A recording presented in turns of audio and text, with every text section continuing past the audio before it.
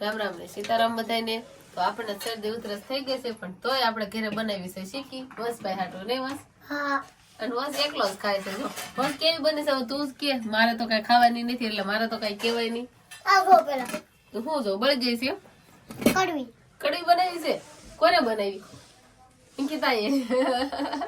અંકિતા બેનો બનાવી છે. કડવી કડવી બનાવી નાખી કેમ કે ખોખા શેક્યા હોય ને એમાં બળી ગયેલો દાણો હોય ને, દાણો નો કાઢ્યો હોય ને એટલે એનાથી કડવી લાગે. જો આ વધારે પડતા શેકાઈ ગયા હોય ને. અને પહેલી વાર બનાવી એટલે શીખતી હતી.